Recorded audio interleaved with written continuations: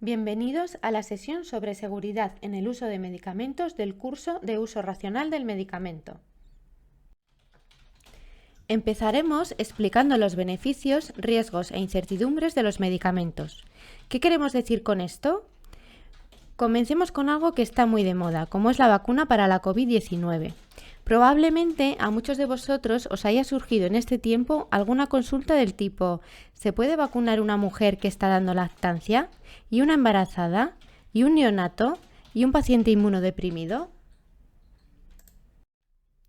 Cuando se investiga sobre un nuevo medicamento, lo que se intenta con los ensayos clínicos aleatorizados es ver si el balance beneficio-riesgo es o no favorable, si el beneficio que obtengo de tomar un medicamento es superior a los posibles efectos adversos. Sin embargo, los ensayos clínicos aleatorizados priorizan la validez interna frente a la externa. ¿Qué significa esto? Significa que se llevan a cabo con pacientes y condiciones lo más ideales posibles. Entonces, ¿qué es lo que pasa en la práctica clínica habitual? Con esas embarazadas, con esos pacientes mayores, niños, pacientes con comorbilidades como insuficiencia renal o hepática y con otros tratamientos concomitantes, que son grupos de pacientes que habitualmente no forman parte de los ensayos clínicos. En este escenario es donde tenemos la incertidumbre de qué resultados vamos a obtener, tanto en efectividad como en seguridad, y por tanto de si el balance beneficio-riesgo va a ser favorable o no. También hay que tener en cuenta que las reacciones adversas menos frecuentes suelen aparecer una vez que el fármaco ya está comercializado y lo está utilizando la población general, y dentro de ella grupos de pacientes diferentes a los que formaron parte en los ensayos clínicos. En cuanto a los riesgos relacionados con medicamentos, ¿sabríais clasificar estos eventos en errores de medicación o reacciones adversas a medicamentos? Ir tomando nota. A. Sobredosificación de Sintrón por falta de controles de INR. B. Administración intravenosa de un quimioterápico destinado a vía intraperitoneal. C. Diarrea tras tratamiento con amoxicilina clavulánico. D. Hiperpotasemia en paciente en tratamiento con espironolactona. E. Administración de melfalán en vez de busulfán por similitud de envase. F. Sobredosificación de irinotecan por registro de un peso incorrecto. Vamos a intentar que en esta sesión nos queden claras las diferencias entre ambos, errores de medicación o reacciones adversas a medicamentos. Empecemos por saber qué es un acontecimiento adverso por medicamentos, que es cualquier daño grave o leve causado por el uso terapéutico o falta de uso de un medicamento. Según sus posibilidades de prevención, los agrupamos en prevenibles y no prevenibles. Los acontecimientos adversos prevenibles son los que llamamos errores de medicación y que pueden suponer un daño. Si por el contrario son acontecimientos que no se pueden prevenir, sino que tienen que ver con el riesgo inherente de los fármacos, estaremos hablando de reacciones adversas a medicamentos. Se producen a pesar de un uso apropiado y en este caso tenemos un daño sin que haya habido un error. Por lo tanto, podemos resumir que los acontecimientos adversos con medicamentos prevenibles son cualquier error que se produce en cualquiera de los procesos del sistema de utilización de los medicamentos, y los no prevenibles serán cualquier respuesta a un fármaco que es nociva, no intencionada y que se produce a dosis habituales para la profilaxis, diagnóstico o tratamiento.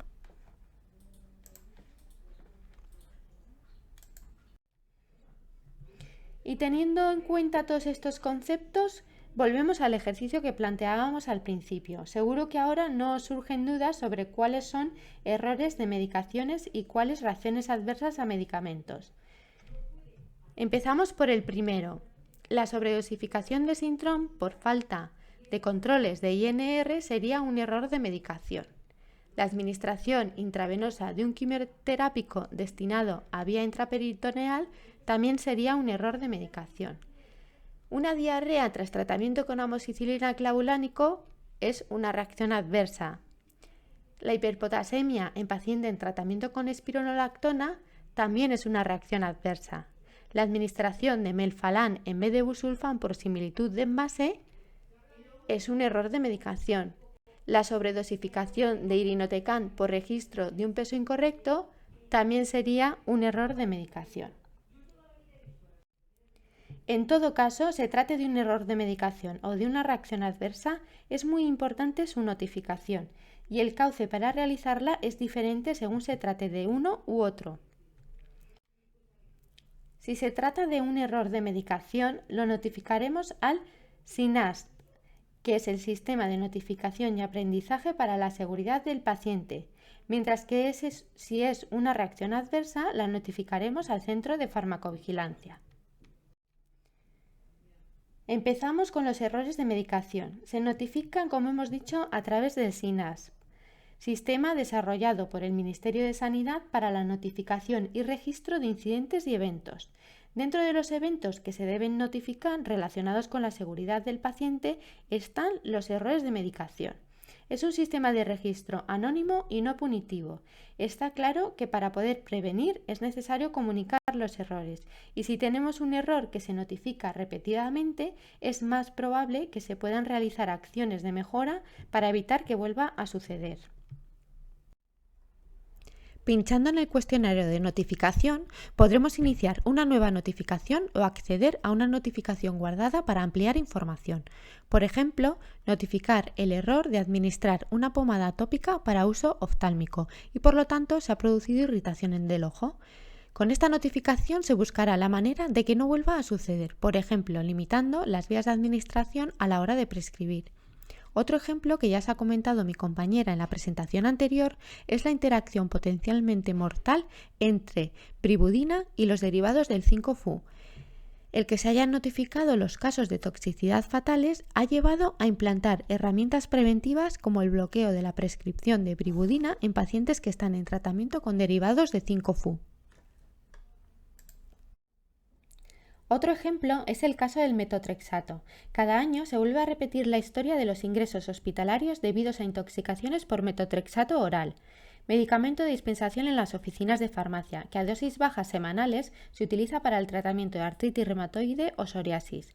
Es un medicamento con una alta eficacia, pero con importantes efectos secundarios y considerado de alto riesgo por su inusual pauta de administración semanal, que suele confundirse con pauta diaria, la duración de la caja debido al número de comprimidos por envase y la necesidad de administrar un rescate de ácido fólico al día siguiente del metotrexato.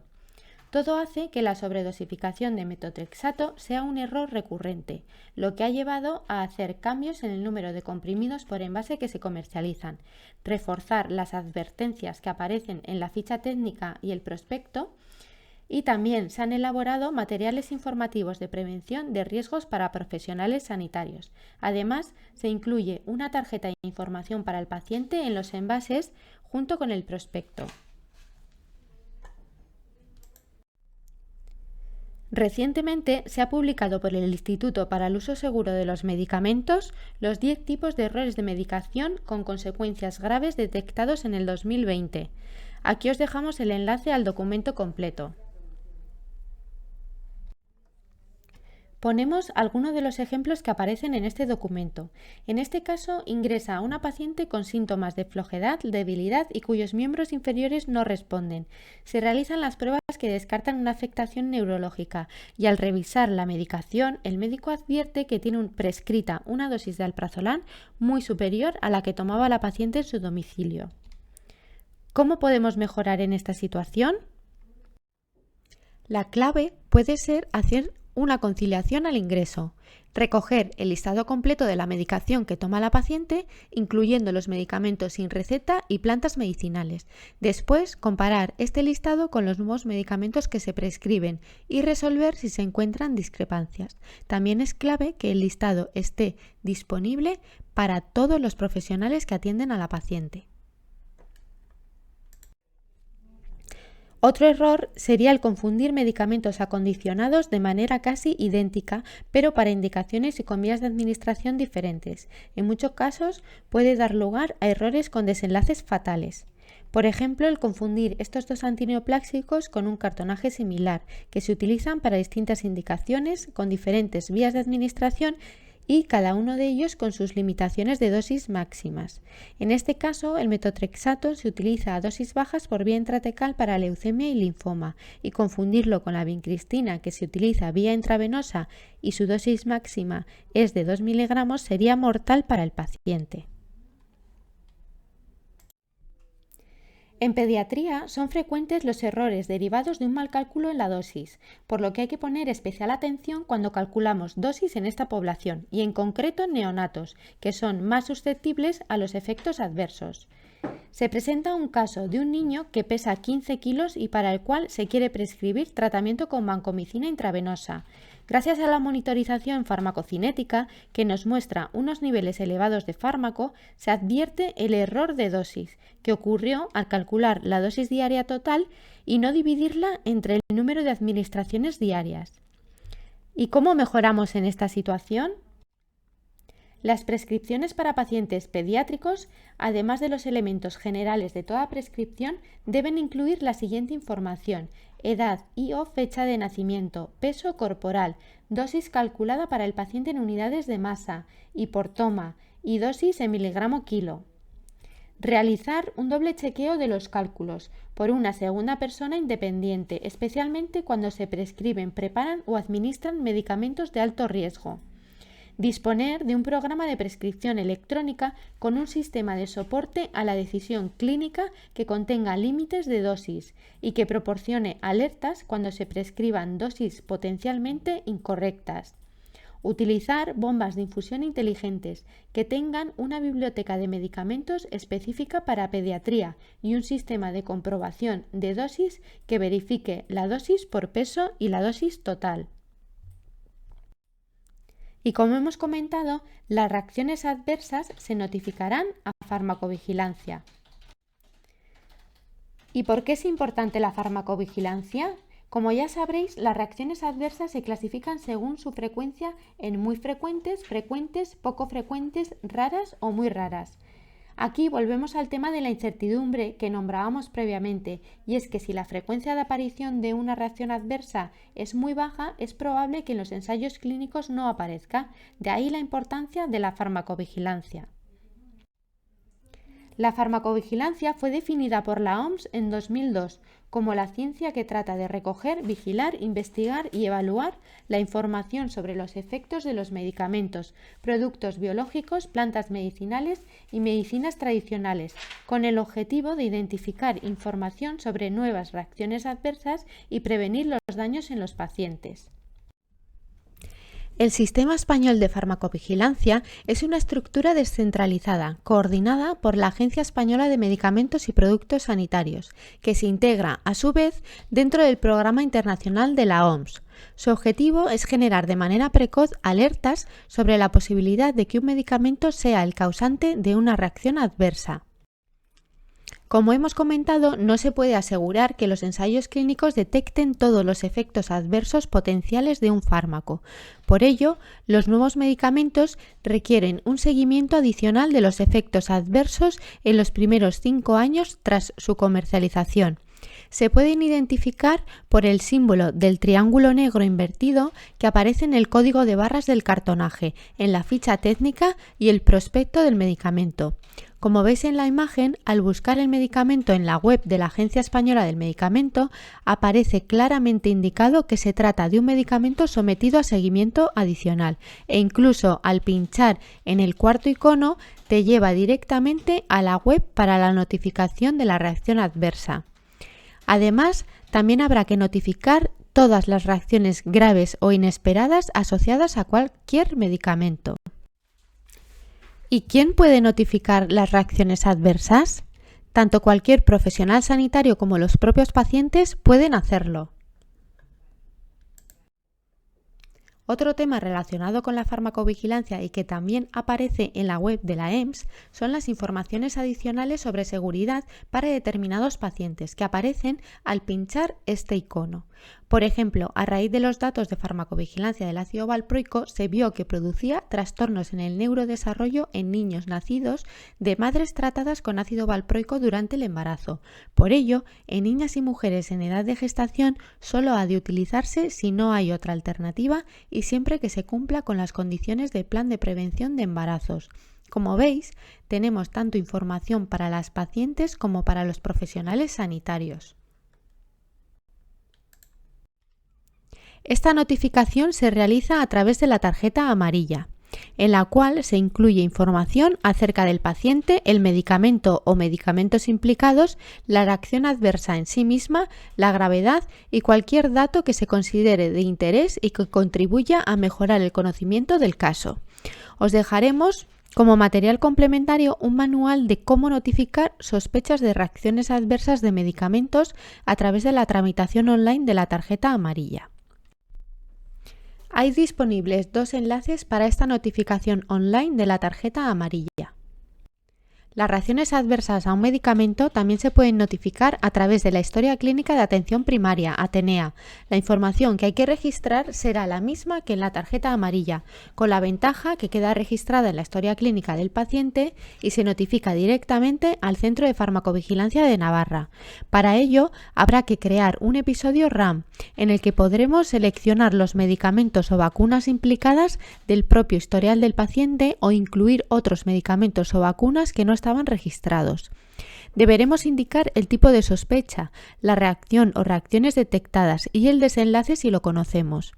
También hay un apartado para indicar si ha habido una reexposición al medicamento y cuál ha sido el efecto en este caso, las medidas que se han adoptado ante la reacción adversa, si ha habido algún error de medicación o no, y por supuesto si es una notificación grave, es decir, si se ha producido discapacidad, enfermedad o síndrome, si ha precisado ingreso hospitalario, ha supuesto un peligro para la vida, ocasionado anomalías, mortal o ha prolongado la hospitalización. Finalmente, se puede seleccionar si se desea recibir información adicional y se puede revisar el informe que se genera con toda la información. Independientemente de por qué vía notifiquemos, la notificación va a llegar al Sistema Español de Farmacovigilancia. Para que veáis la importancia de la farmacovigilancia, se notificaron varios casos de enteropatía Sprue-like secundaria a olmesartán, observándose que la incidencia de este efecto adverso en Navarra era superior a la descrita en ficha técnica, por lo que en noviembre de 2018 el Centro de Farmacovigilancia de Navarra emitió una nota de seguridad de olmesartán. Por último, en relación a las reacciones adversas, es importante recalcar que muchas veces las reacciones adversas son causa de prescripciones en cascada. Por ello, es importante identificarlas para resolverlas y evitar la prescripción innecesaria de otros fármacos. Por ejemplo, algunos fármacos de uso frecuente como diuréticos del asa, tiacídicos, ácido acetil salicílico pueden producir hiperuricemia, lo que nos puede llevar a la prescripción en cascada de allopurinol. Otro ejemplo sería un aumento de la presión arterial tras el uso de AINES, lo que puede llevar a la prescripción de un antihipertensivo para tratar ese efecto adverso. Y todo esto de los acontecimientos adversos lo vamos a ver en la consulta. En la consulta es probable que os encontréis con Félix. Félix tiene 87 años y tiene insuficiencia cardíaca, fibrilación auricular, hipertensión arterial, insuficiencia renal, incontinencia urinaria y depresión. Para tratar sus patologías está en tratamiento con omeprazol, acenocumarol, digoxina, enalapril, furosemida, tolterodina, lormetazepam y sertralina. Además, al preguntarle si toma otros medicamentos no prescritos o plantas medicinales, nos dice que toma ibuprofeno cuando le duele la rodilla y de media toma 1 o 2 comprimidos de 600 miligramos al día. ¿Qué factores de riesgo creéis que tiene Félix para que sufra algún acontecimiento adverso relacionado con medicamentos? Aquí lo dejamos. Resolveremos el caso en la siguiente sesión.